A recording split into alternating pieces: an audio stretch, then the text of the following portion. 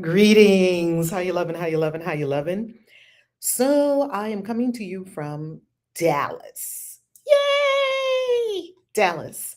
And we are reading the entire Bible. If you're brand new here, we are reading the entire Bible, including the Apocrypha and the Pseudipigrapha.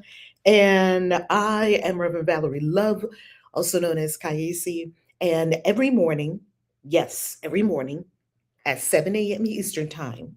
We are here either live or recorded. If I'm on a plane, we're recorded.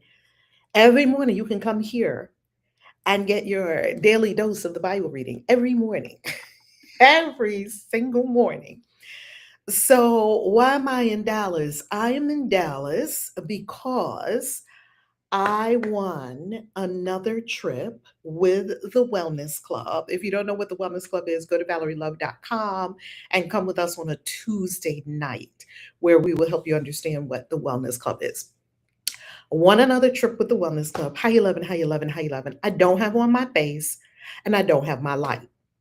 And the show must go on. So I thought, sure, I had my light in my bag. I go to look for my light this morning. My light is nowhere to be found. So there you have the moody feel of this video with no makeup. No makeup, not because I don't have my light. No makeup because I did not yet put on my face because here in Dallas, it's 6 a.m., a little after 6 a.m. And our registration was all day yesterday, and its registration opens again today at 7:30 a.m. So when we complete here, I'll have time to put on a face, do registration, get breakfast, get into the conference. Now, what is this that I'm at? I'm at a leadership conference. And this leadership conference, I have set a simple intention for this leadership conference where I am, and then we're going to continue in the Book of Enoch. The intention that I have set for this leadership conference where I am is to learn how to create several more millionaires rapidly. That is my intention, to create more millionaires rapidly. And when I say rapidly, I don't mean get rich quick. I mean faster. That's all. And I know that we can do that because it doesn't take time to do these things. It takes a decision, it takes an intention, it takes strategy and aligned action steps, and it takes doing the spiritual work if you do it the way I teach and I share in our coaching groups and our containers. It takes spiritual practice to make your way smooth. I'm not talking about hustle, hustle, hustle, rah, rah. I don't do the whole hustle bros thing. We're not doing that. That's not cute. Don't blast out your nervous system. No, we're not doing that. Yet we are doing consistent action because a drip on a stone of water breaks through the stone, creates a hole in the stone. A drip of water consistently on the stone puts a hole in the stone. The consistency of our aligned strategic actions means more than a burst of energy and do 10 things and then do nothing, then do a bunch of shit, then do nothing, then do a bunch of shit, then do nothing for a long time. And then you look up, oh, I don't have all the money I desire. Let me do something. Yeah, well, then we're no longer proactive. Then we're being reactive. And whenever you work from a reactive place, it's more difficult. Have you noticed? I've noticed that. Whenever I am reactive, it's more difficult than when I am proactive and aligned. So let me tell you about this trip, and then we're going to get to the Book of Enoch while everyone comes in. I won this trip, and it was a powerful learning lesson in winning this trip. Now, I've won many trips with the Wellness Club because the Wellness Club treats us so well and takes us on so many trips. I've been to Punta Cana just a few months ago. We were in Punta Cana. We had 3 resorts, thousands of us. Here, Tons of us. I will show it to you because I'm vlogging it. I will show tons of people here. And we are here from Wednesday through Saturday. So we checked in Wednesday, which was yesterday. We check out this Saturday. And while we're here, it's not just the business conference because we also like to play too. They also like to do a lot of activities with us. So we are going to be going to medieval times. Of course, they pay for it, it's all included. I have not been to medieval times since my kids were little, and they're both in, two of them are in their 30s. And I don't think since the other one was born, and she's in her 20s.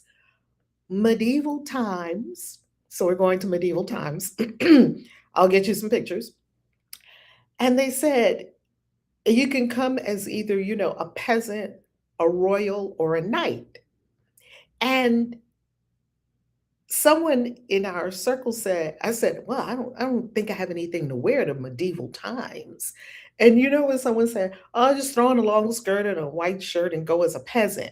And I thought, I don't do peasant anything. So that definitely would not be what I wear then. Then we have the rodeo on Friday night. Is it Friday night? We have the rodeo on Friday night. I've never been to a rodeo. And first of all, let me show you this. Let me show you this.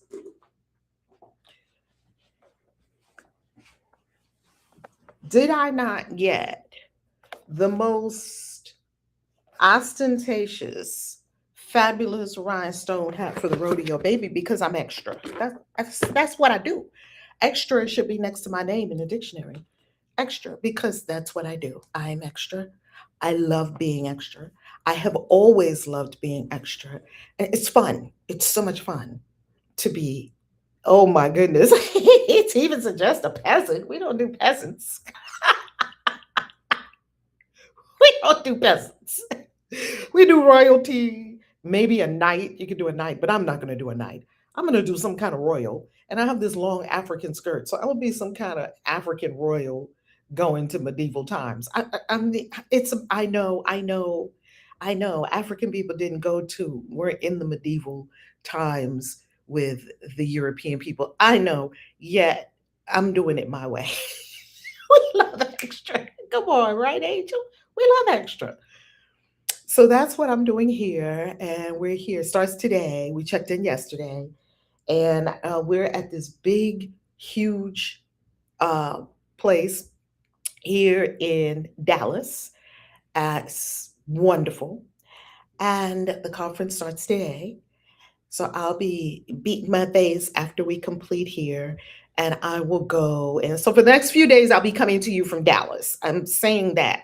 I'm saying all this to say that for the next few days, I'll be coming to you from Dallas because Reverend Val is all over the world and I can't stay put if my life depended upon it. Okay.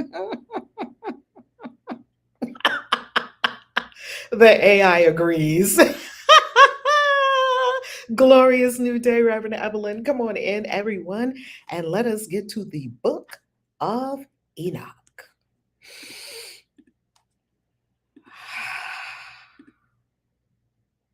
Today, we enter part 2 of the first Book of Enoch. We are back on track. After my error, we are back on track.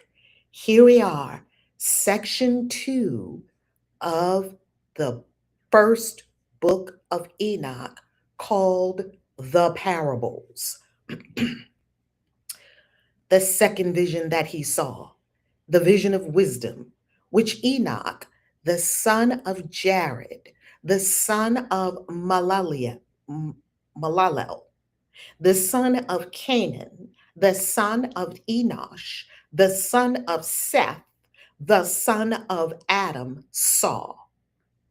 And this is the beginning of the words of wisdom, which I raised my voice to speak and say, to those who dwell on dry ground, hear you men of old and see, those who come after, the words of the Holy One, which I will speak in front of the Lord of spirits. It would have been better to have said these things before, but from those who come after, we will not withhold the beginning of wisdom. Until now, there has not been given by the Lord of Spirits such wisdom as I have received, in accordance with my insight, in accordance with the wish of the Lord of Spirits, by whom the lot of eternal life has been given to me. And the three parables were imparted to me, and I raised my voice and said to those who dwell on the dry ground, the first parable. When the community of the righteous appears, pardon me, and the sinners are judged for their sins and are driven from the face of the dry ground. And when the righteous one appears in front of the chosen righteous, whose works are weighed by the Lord of Spirits, and when light appears to the righteous and chosen who dwell on the dry ground, where will be the dwelling of the sinners? And where will be the resting place of those who deny the Lord of Spirits? It would have been better for them if they had not been born. And when the secrets of the righteous are revealed, the sinners will be judged, and the impious driven from the presence of the righteous and the chosen. And from then on, those who possess the earth will not be mighty and exalted, nor will they be able to look at the face of the holy ones, for the light of the Lord of the Spirits will have appeared on the face of the holy, the righteous, and the chosen. And the mighty kings will at that time be destroyed and given into the hand of the righteous and the holy. And from then on, no one will be able to seek the Lord of Spirits, for their life will be at an end. And it will come to pass in these days that the chosen and holy children will come down from the high heavens, and their offspring will become one with the sons of men. In those days, Enoch received books of indignation and anger, and books of tumult and confusion. And there will be no mercy for them, says the Lord of Spirits. And at that time, clouds and a storm wind carried me off from the face of the earth and set me down at the end of heaven. And there I saw another vision, the dwelling of the righteous and the resting places of the holy. There my eyes saw their dwelling with the angels, and their resting places with the holy ones. And they were petitioning and supplicating and praying on behalf of the sons of men, and righteousness like water flowed in front of them, and mercy like dew on the ground. Thus it is among them forever and ever. And in those days my eyes saw the place of the chosen ones of righteousness and faith. And there will be righteousness in their days, and the righteous and chosen will be out without number in front of them forever and ever. And I saw their dwelling under the wings of the Lord of Spirits, and all the righteous and chosen shone in front of him like the light of fire, and their mouths were full of blessing, and their lips praised the name of the Lord of Spirits. And righteousness will not fail in front of him, and truth will not fail in front of him. There I wished to dwell, and my soul longed for that dwelling. There had been my lot. There had my lot been assigned before, for thus it was decided about me in front of the Lord of Spirits. And in those days I praised and exalted the name of the Lord of Spirits with blessing and praise, for he has destined me for blessing and praise in accordance with the Lord of Spirits. And for a long time, my eyes looked at that place, and I blessed him and praised him, saying, Blessed is he, and may he be blessed from the beginning and forever. and in his presence there is no end. He knew before the world was created what the world would be, even for all the generations that are to come. Those who do not sleep bless you, and they stand before your glory and bless and praise and exalt, saying, Holy, holy, holy, Lord of spirits. He fills the earth with spirits. And there my eyes saw all those who do not sleep standing in front of him and blessing and saying, Blessed are you, and blessed is the name of the Lord forever and ever. And my face was transformed until I was unable to see. And after this, I saw 1,000 thousands and 10,000 times 10,000, a multitude beyond number or reckoning, who stood in front of the glory of the Lord of spirits. I looked, and on the four sides of the Lord of spirits, I saw four figures, different from those who were standing. And I learned their names because the angel who went with me made known their names and showed me all the secret things. And I heard the voices of those four figures as they sang praises in front of the Lord of glory. The first voice blesses the Lord of spirits forever and ever. And the second voice I heard blessing the chosen one and the chosen who depend on the Lord of spirits. And the third voice I heard petitioned and prayed on behalf of those who dwell on dry ground and supplicate in the name of the Lord of spirits. And the fourth voice I heard driving away the Satans or Satans and not allowing them to come in front of the Lord of spirits to accuse those who dwell on the high ground. And after this, I asked the angel of peace who went with me and showed me everything which is secret.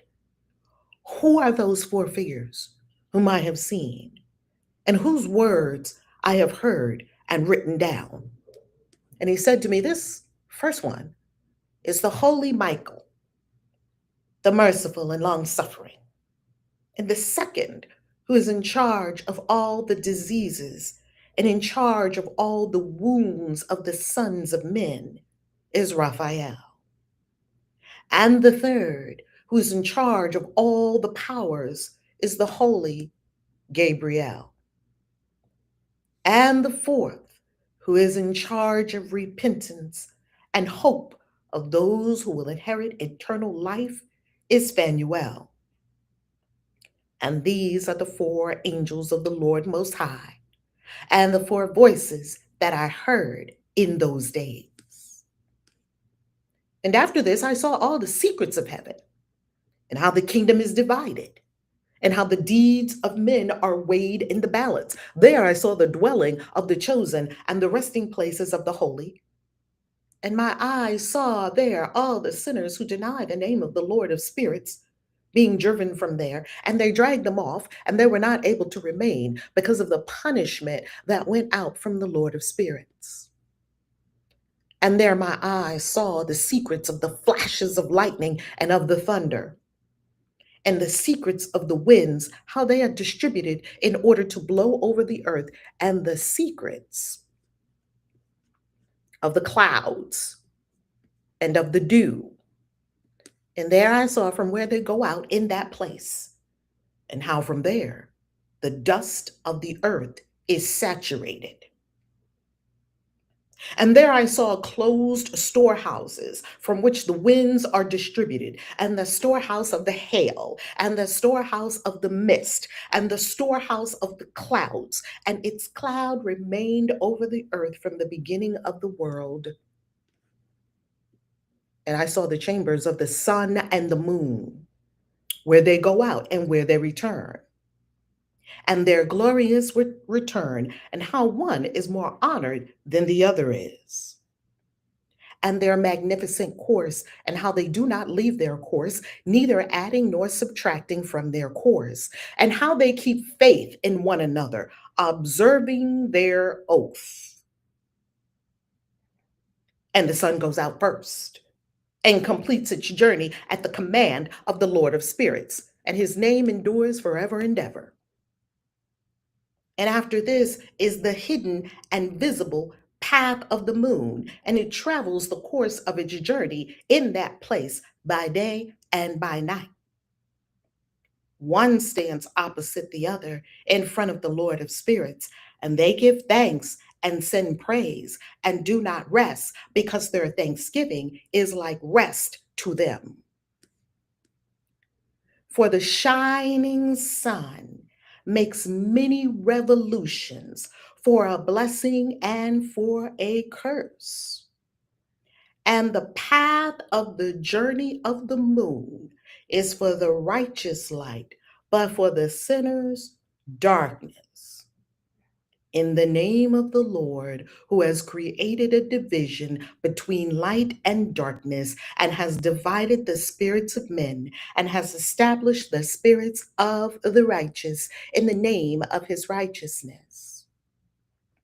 For no angel hinders, and no power is able to hinder, because the judge sees them all and judges them all himself. Wisdom found no place where she could dwell, and her dwelling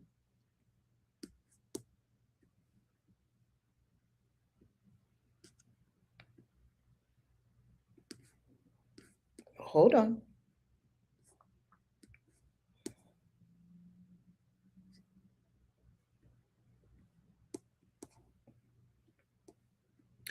Wisdom found no place where she could dwell, and her dwelling was in heaven. Wisdom went out in order to dwell among the sons of men, but did not find a dwelling. Wisdom returned to her place and took her seat in the midst of the angels.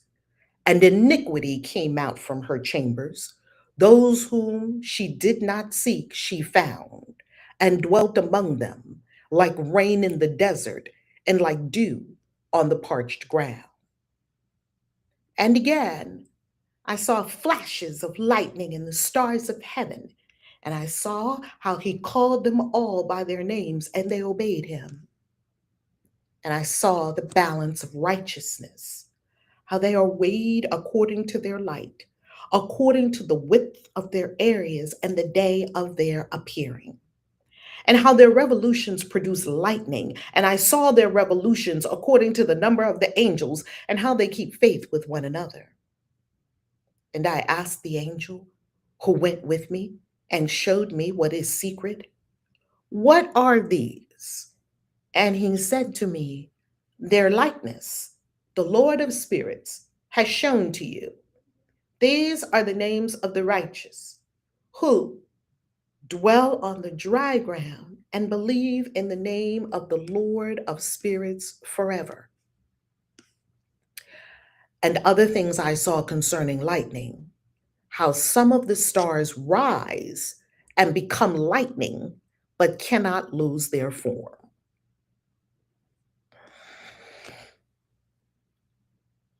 And tomorrow we shall go into the second parable. I want to say something about the weather, the lightning that he keeps speaking of.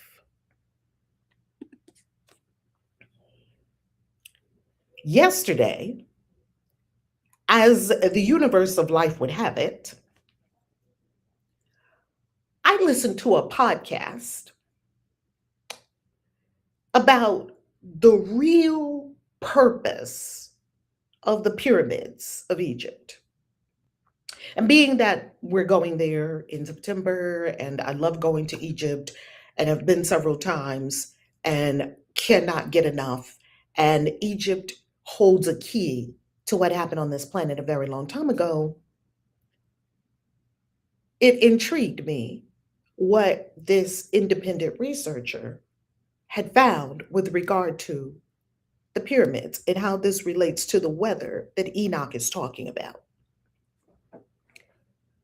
He established that the pyramids were a chemical plant. They're apparatus. They are an apparatus. They're technology. The pyramids are technology. The pyramids are not tombs. I think that's well established by now, no matter what mainstream tries to tell us. It is very much now established. I'm pretty sure it's not debated in many places other than in mainstream that the pyramids were not tombs. No, they're not tombs. They're not tombs. Yet we could not figure out what they were. We know what they're not. Well, what are they? And why were they put here? And who put them there? And now we also know that the Egyptians found them because it was very common for Egyptians to find something, scratch out names of what was there before, and put their name on it. Yeah, I'm Ramses, and now this thing is mine. That's very common in ancient Egypt. And it's not only common in ancient Egypt, I think it's common in a lot of ancient cultures that they would find some great structure or something and claim it for themselves. Now I'm going to live in this, or I'm going to be, this is mine. And then later generations come and think that it belonged to Ramses when it was around long before Ramses ever showed up. Because we found the inscription, oh, Ramses, this belongs to Ramses, except Ramses put it there when he found it. So it's very difficult to disentangle history. Well, the pyramids are some kind of either power plant or some kind of chemical um, treatment facility, let's call it, right? And this particular researcher also connected how the Sphinx, the pyramids, several of them, and the hinges, the stone hinges that we find all over the world. Uh, I think the oldest hinge is in Africa, South Africa. It's called Adam's calendar. It's a stone in the middle of other stone setup. It's very sophisticated, super ancient calendar. This calendar is probably like 100,000 or more years old. This is what he found as the connection between the pyramids, the sphinxes, and the hinges, these stone hinges. They were able to produce cumulonimbus. What is how do you say the word? The clouds that are the rain clouds. They were able to produce those kind of clouds, therefore facilitating lightning and thunder for the purpose of rain, irrigation, and harnessing energy for agriculture and many other means, whatever means they had in mind, that there is a very scientific reason that the hinges are here. Yes, people do rituals at the hinges, and like Stonehenge. I don't think they do any rituals at Adam's calendar in South Africa. And here's what I know about the rituals, because I've been to Stonehenge. I can show you some pictures of Stonehenge right now.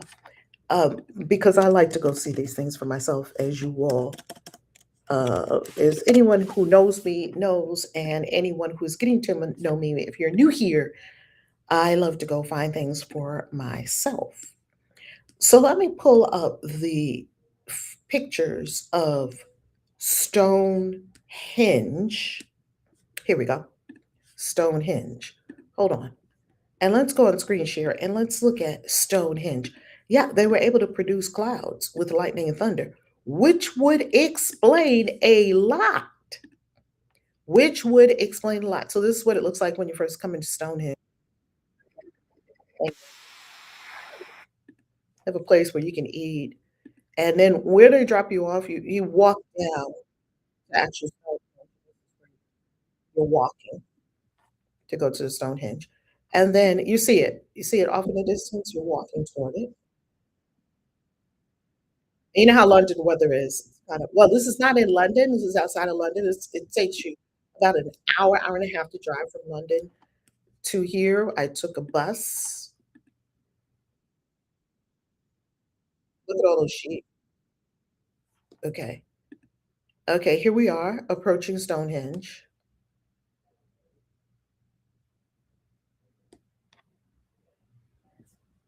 It's taking a little too long to load. Hold on, I'll show you just the pictures because it's taking the video a little too long. Boom. Look at that. Look at that. And here's people. So this is how huge this thing is. These are people right here. The Stonehenge is huge. It's ginormous. And I'm just blown away. Yeah, it was cold and rainy that day. So let me get you a couple of pictures of Stonehenge. Let's go to a picture.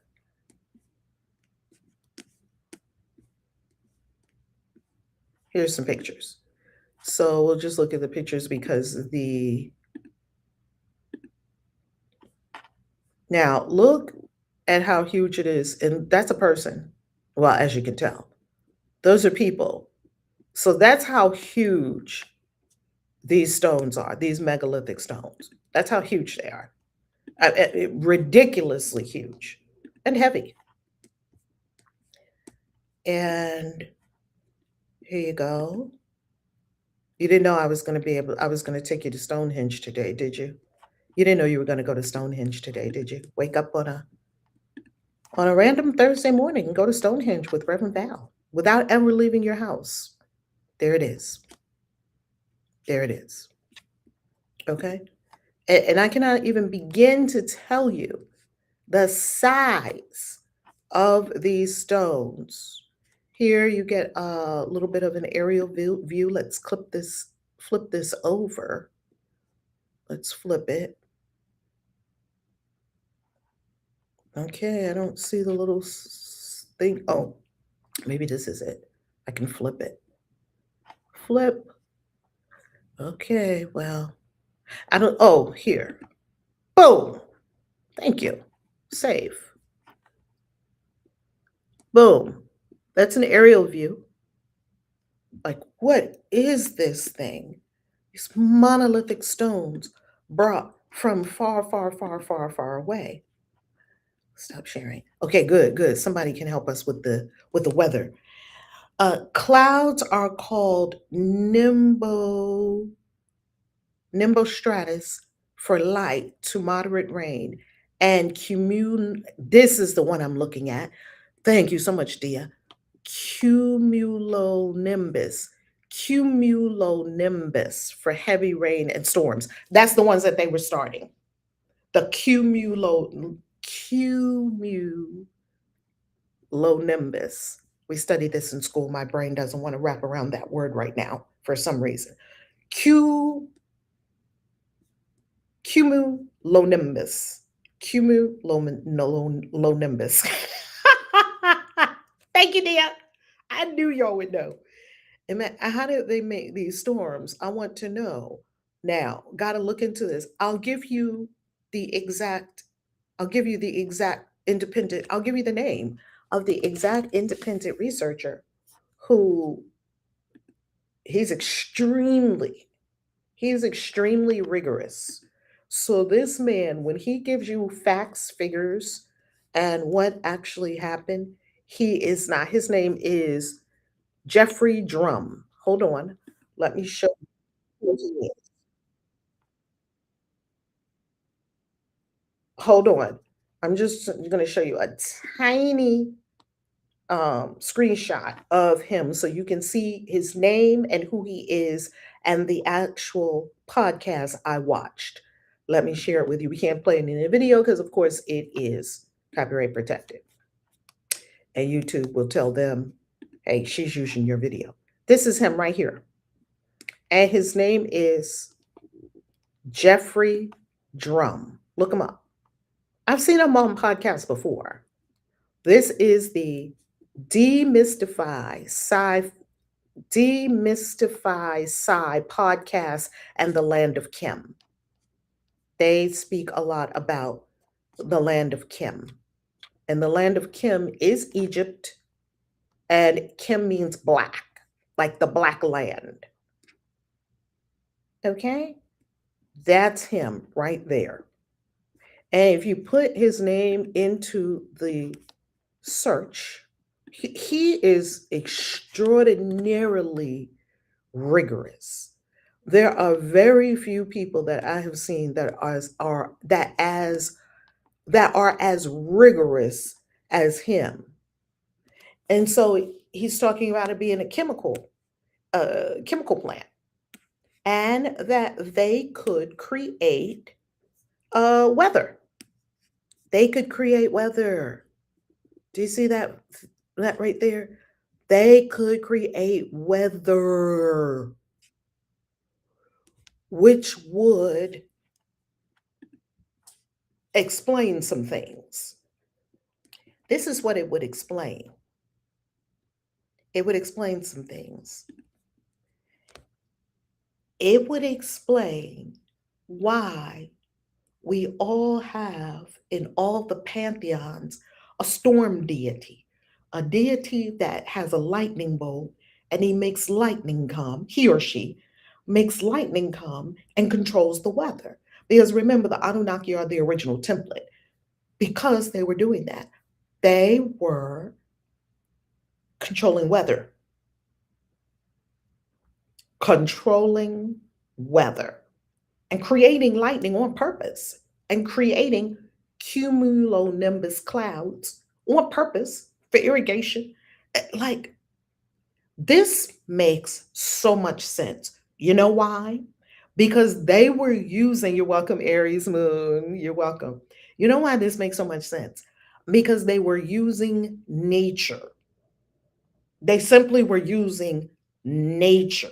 If you understand nature, if you understand the properties of electricity, if you understand current and energy, all these things exist in nature. Nature is making clouds, and if you just follow the laws of nature, you can make clouds. And nature makes lightning. And what is a lightning rod but something tall enough to attract and get that electric energy? They didn't invent lightning, they used it. They didn't invent water, they used it. And we have lost much of that technology. Therefore, our way of doing things is to destroy nature, where their way of doing things was to work within the laws of nature and use nature to their benefit. It's a completely different consciousness. Is that incredible? And there's more. The hinge must be an exact number of feet or meters, as they would say anywhere else other than the United States, because the United States is the only place still using the imperial system, right? We say feet. Everybody else around the world says meters. Everywhere I go around the world, I ask, oh, where's this? Or where's a coffee shop? Whatever. Oh, it's about a meter down the road. And everyone else's uses meters and liters. Only America, they're all on the metric system except America. America that I know of is the only place. Now, there could be other places that are still on the imperial system. America's. So we know what a 2 liter is because soda.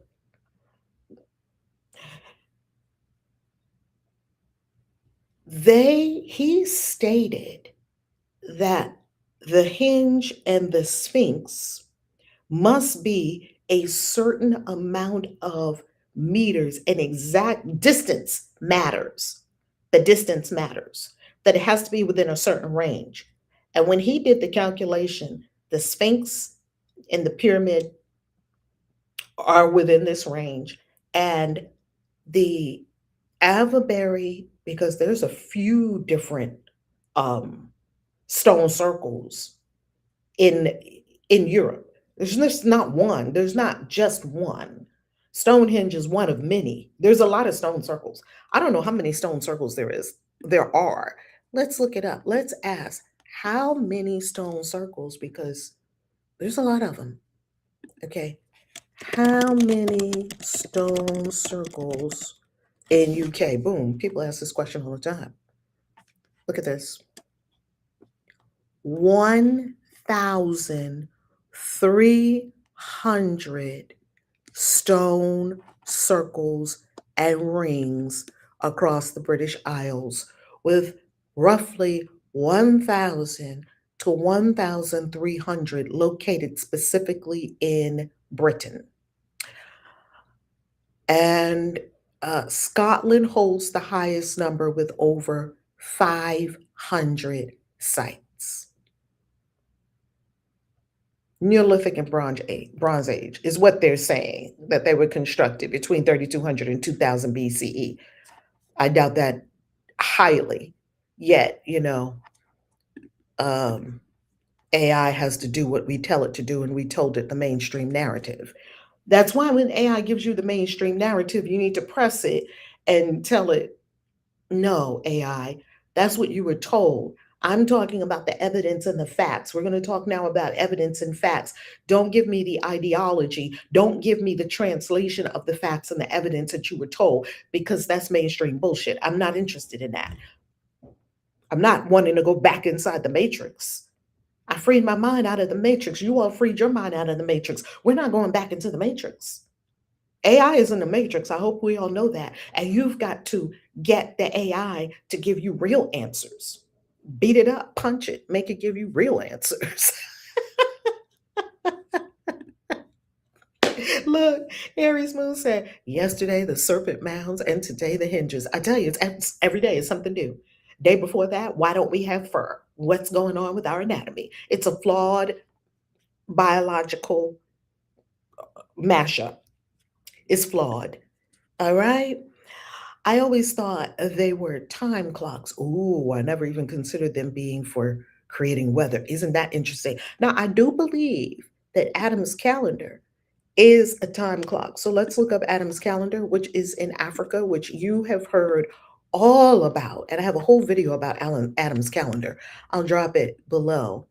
If you go to Adam's calendar, this is in Africa, and I'm sure no one ever told you about it because they don't tell you about things in Africa. They tell you about things in Europe. Look at Adam's calendar here. Look at this. With this calendar with these megalithic stones, once again, said to have, it could be like 100,000 or more years old. I think these are all measurements of the movement of the planets, stars, and all of that. All you got to do is ask, what is Adam's calendar? Let's see if it's going to give us the truth. The image is a rendering of Adam's calendar, also known as Inzalo Inlanga, or the birthplace of the sun in South Africa. The birthplace of the sun. The sun was born somewhere. It is considered by some researchers to be the oldest man-made structure on Earth. Did anyone ever tell you that the oldest man-made structure on planet Earth is in Africa? South Africa, to be exact. The site consists of a circle of standing stones that are aligned with celestial bodies. It functions as a sun calendar, marking the solstices as indicated by the text in the image. The structures in the area are estimated to be over 75,000 years old, with some theories suggesting up to 200,000 years. Thousands of other similar stone circles have been found throughout the region. All throughout South Africa, Zimbabwe are stone circles, stone circles, stone circles, stone circles. And if you want the best book where you have the pictures of these, is Michael Tellinger's book. And then we're going to end here because I got to get ready for this incredible day here in Dallas at this leadership event that I am at, this free trip that I won, and we have so much fun coming up. Let me get you to Michael Tellinger's book, this one right here, African Temples of the Anunnaki. I'm going to go ahead and give you the link. I'll give you the link to this book. Hold on. African Temples of the Anunnaki. Get link. Copy. Get that book. You know why you want to get that book? You want to get that book because it has the aerial footage. It has pictures. It's this is not conjecture.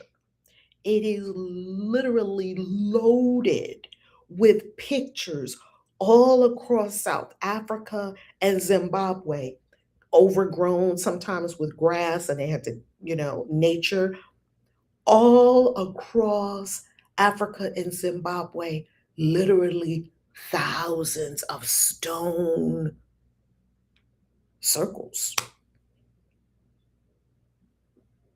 Oh my goodness, you have that book. It's amazing.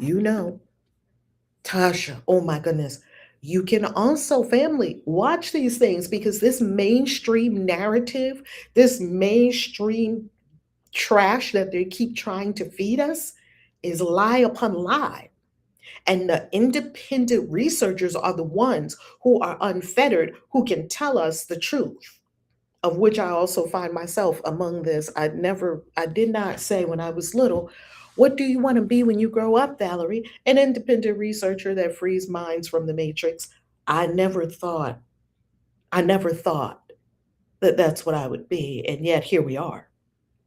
Because freedom is the call of your soul. Freedom mentally, spiritually, mentally, emotionally, physically, financially. Freedom. Free yourself. Free yourself on all of these fronts. Spiritually, mentally, emotionally, physically, financially. Free yourself. Free your mind. Emancipate yourself from mental slavery. None but ourselves can free our minds, according to the inimitable Bob Marley. May he rise in peace forever and ever. I love you. See you tomorrow. Peace.